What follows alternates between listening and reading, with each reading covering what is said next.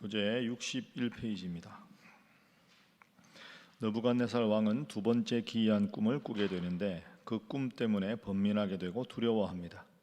그러나 이 꿈 역시 하나님의 비밀이었기 때문에 아무도 해석하지 못하고 다니엘만이 꿈을 해석하게 됩니다. 그런데 다니엘도 이 꿈을 풀이해 주기가 쉽지 않았습니다.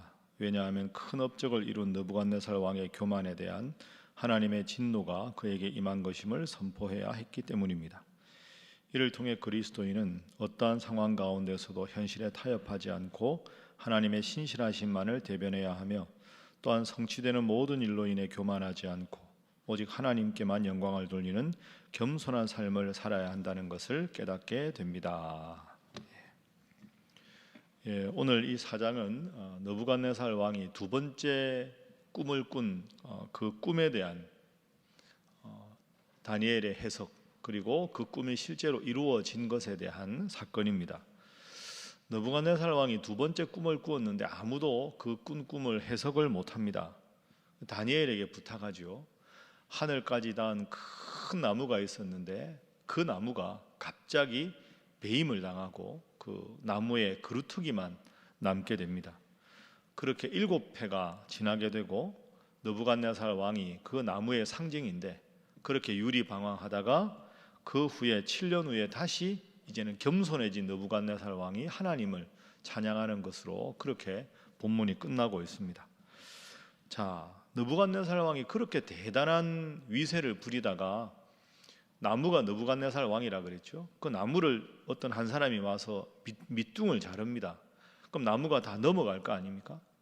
그 느부갓네살의 그 대단한 위세가 하루아침에 꺾이게 됩니다.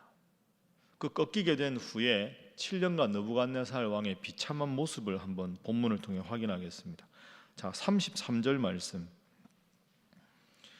31절에 하나님께서 이 나라의 왕위가 내게서 떠났다 하고 그 결과 33절 함께 읽습니다. 시작. 바로 그때 이 일이 나 느부갓네살에게 응함으로 내가 사람에게 쫓겨나서 소처럼 풀을 먹으며 몸이 하늘 이슬에 젖고 머리털이 독수리 털과 같이 자랐고 손톱은 새 발톱과 같이 되었더라. 아멘. 그러니까 밑둥이 잘리고 나니까, 느부갓네살 왕이 그렇게 되고 나니까 너무너무 비참한 사람이 됐습니다. 왕인데, 제국의 왕이 사람에게서 쫓겨나고 소처럼 풀을 먹고 몸이 하늘 이슬에 젖는다 하는 것은 기거할 작은 움막도 없었다, 이런 뜻이죠. 머리털이 독수리 털과 같이 길게 자랐고 손톱이 새 발톱과 같이 됐다. 그러니까 완전히 그냥 딱 보면 미친 사람, 광인이 되어버린 거죠. 보통 사람보다 훨씬 못한 사람. 그러니까 가장 위세가 높은 제국의 왕이 짐승만도 못한 사람이 되어버렸다. 이 끔찍한 내용을 이제 다니엘이 해몽을 하니까 다니엘도 참 많이 힘들었겠죠. 그 후에 깨달은 게 있습니다. 느부갓네살 왕이. 자, 34절 말씀 함께 읽습니다. 시작. 그 기한이 참에 나 느부갓네살이 하늘을 우러러 보았더니 내 총명이 다시 내게로 돌아온지라. 이에 내가 지극히 높으신 이에게 감사하며 영생하시는 이를 찬양하고 경배하였나니 그 권세는 영원한 권세요 그 나라는 대대에 이르리로다. 아멘. 34절에 그 대단한 위세가 하루아침에 꺾인 느부갓네살 왕에게 아주 의미 있는 해석을 하나님께서 우리에게 주십니다. 한번 따라해 보시죠. 하늘을 우러러 보았더니. 그러니까 하늘까지 닿았던 느부갓네살 왕의 권세가 하루아침에 떨어지고 나서 하늘을 다시 우러러 보았더니 하나님께서 그것을 다 회복시켜 주셨다 하는 겁니다. 그러니까 오늘 본문이 강조하는 첫 번째 기도 제목이자 교훈은 이것입니다. 역사의 주관자는 하나님이시다 하는 거죠. 역사의 주관자는 하나님이시다. 느부갓네살이 제국의 왕이 되고 나서 보니까 기고만장하고 교만해서 자기가 이 온 세계를 운행하고 자기의 말 한마디면 안 되는 일이 없다, 이렇게 생각을 한 겁니다. 내가 이 모든 역사를 주관한다. 내가 이 모든 것을 다스리고 지배하고 정복한다. 하나님께서 그걸 보신 거죠. 그것이 아니다. 34절에 느부갓네살이 하늘을 우러러 보았다. 그 전에 느부갓네살은 우러러 볼 마음이 없었던 사람입니다. 왜? 자기가 제일 높으니까. 그런데 하늘을 우러러 보았다 하는 것은 그게 아니구나. 나의 능력이 대단한 게 아니구나. 이 모든 역사를 운행해 나가는 분은 내가 첫 번째 꾼 꿈을 꾸었을 때 다니엘이 내게 말해준 대로 하나님이 역사를 운행해 나가시는구나. 다니엘이 하나님을 찬양하던 그 마음을 다시 느부갓네살이 회복한 것이다. 이렇게 본문을 해석할 수 있습니다.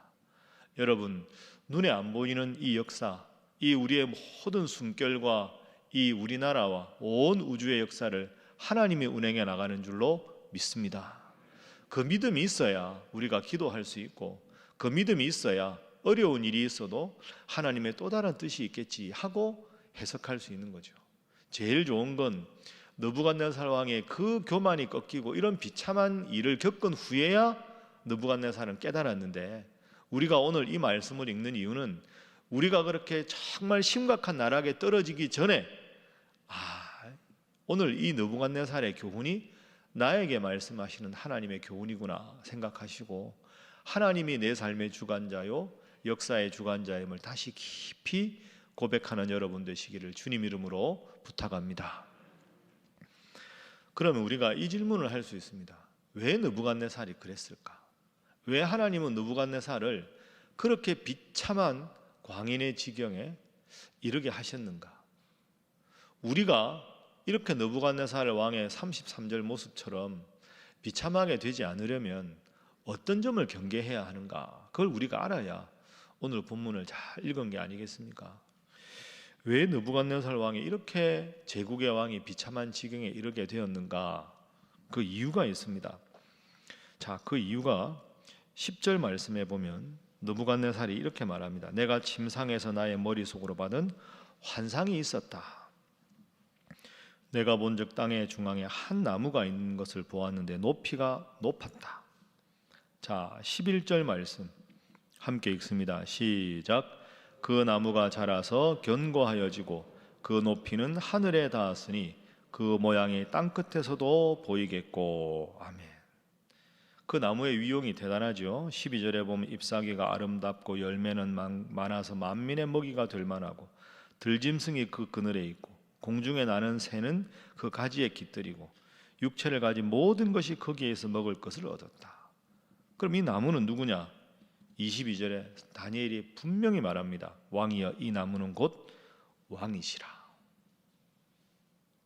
그럼 왜 느부갓네살 왕이 어떤 문제가 있었을까? 11절에 우리가 읽은 대로 그 나무가 자라서 견고하여지고 그 높이는 하늘에 닿았다.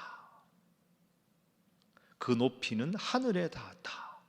이게 결정적인 원인입니다. 교만했다는 거죠. 그 높이는 하늘에 닿았다.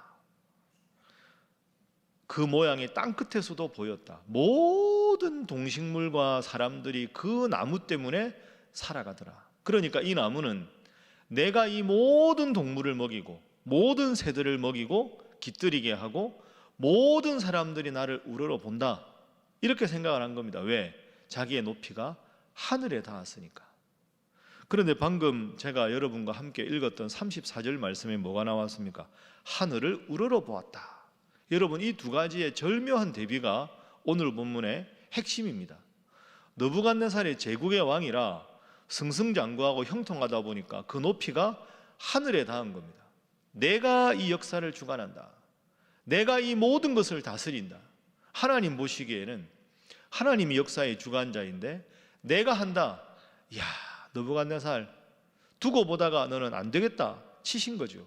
그 높이가 하늘에 닿았던 느부갓네살 왕을 하나님이 나무 밑동을 치시니까 느부갓네살이 결국 하늘을 우러러 보았다. 그때서야 느부갓네살이 자신의 잘못을 깨달은 게 됩니다. 그래서 오늘 본문 늘 강조하는 본문이지만 두 번째 기도 제목이 이겁니다. 하나님, 교만하지 않고 겸손하게 하옵소서 하는 거죠. 역사의 주관자가 하나님이시고 하나님께서 이 자리를 허락하셨기에 오늘 내가 이 자리에 서 있는 것이고, 하나님의 은혜가 아니면 내가 오늘도 제대로 설 수가 없습니다. 이 고백이 오늘 우리에게 필요한 겁니다. 높이가 하늘에 닿았다. 높이가 하늘에 닿았다. 오늘 혹시 나에게는 이런 모습이 없는가 한번 깊이 생각해 보아야 합니다. 자, 30절 말씀에 이렇게 높이가 하늘에 닿았을 때 느부갓네살이 이렇게 말하거든요. 30절 제가 읽어보겠습니다. 나 왕이 말하여 이르되 이 큰 바벨론은 내가 능력과 권세로 건설하여 나의 도성으로 삼고 이곳으로 내 위엄의 영광을 나타내야 한다. 내가 나의 내 위엄.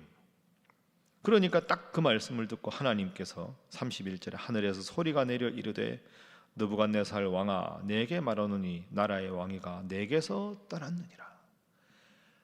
내 왕국이고 내가 한 것이다. 하늘에 닿은 거죠. 왕국의 영광이 내게서 떠났다 하고 하늘을 우러러 볼 때 복권이 되었다. 여러분, 나의 나 된 것은 오직 하나님의 은혜인 줄로 믿습니다. 겸손, 또 겸손, 또 겸손, 이렇게 우리가 강조할 수밖에 없습니다. 성경 전체적으로 제가 말씀드린 대로 우리가 이사야서 읽은 다음에 지금 다니엘서 읽습니다. 이사야서를 보면 하나님께서 남유다 백성을 멸망시킨 이유가 뭡니까? 우상숭배거든요. 근데 우상숭배의 근본적인 마음은 하나님을 인정하지 않은 겁니다. 하나님이 내 인생의 주인입니다 하고 겸손하면 우상숭배할 일이 없습니다. 그런데 하나님의 은혜를 저버리니까 하나님을 섬기지 않는 거죠. 하나님을 섬기지 않지만 마음이 허전할 때, 불안할 때 있잖아요. 하나님은 안 섬기고 마음은 불안하니까 우상을 가져오는 겁니다. 그러니까 우상숭배의 근본적인 마음은 교만에서부터 시작하는 겁니다. 교만하니 하나님이 필요 없고, 하나님이 필요 없지만 때로 불안하고 미래에 대한 걱정이 있을 때 하나님 대신 대용물이 필요하니까 우상숭배가 되는 거죠. 느부갓네살 왕에게 우상은 누굴까요? 자신이었습니다. 자신. 내가 나의 도성으로 내 높이가 하늘에 닿았다. 하나님께서 좀 속된 말로 금방 떨지 마라. 네가 한 것이 아닌데 왜 이러느냐 하고 밑둥을 자르시는 거죠. 나의 나 된 것은 하나님의 은혜다. 오늘 하루도 겸손하게 살아가시는 여러분 되시기를 주님 이름으로 축복합니다. 그래서 마지막 세 번째 기도 제목입니다. 늘 일상에 감사하며 살게 하소서. 늘 일상에 감사하며 살게 하소서. 자, 34절 말씀 다시 돌아갑니다. 그 기한이 참에 나아 느부갓네살이 하늘을 우러러 보았더니 하나님을 바라보고 겸손하였더니 그 다음에 보십시오. 내 총명이 다시 내게로 돌아왔다. 총명이 돌아왔을 때 느부갓네살이 교만하지 않습니다. 이에 내가 지극히 높으신 이에게 감사하며 영생하시는 이를 찬양하고 경배하였다. 감사하고 찬양하고 경배하고 살게 되었다. 왜? 하나님을 우러러 보았으니. 마지막 36절 그때 내 총명이 내게로 돌아왔다. 37절 그러므로 지금 나 느부갓네살은 하늘의 왕을 찬양하며 칭송하며 경배하노니 그의 일이 다 진실하고 그의 행하심이 의로우심으로 교만하게 행하는 자를 그가 능히 낮추심이라. 아멘. 교만하지 않으면, 역사의 주관자가 하나님이심을 늘 고백하면 하나님께서 나에게 총명을 주시고 능력을 주시고 모든 것을 회복시켜 주신다. 참 인생의 근본 이치가 오늘 본문에 들어 있습니다. 잘 아는 것 같지만 이게 참 어렵습니다. 내 삶의 주관자가 하나님이시다.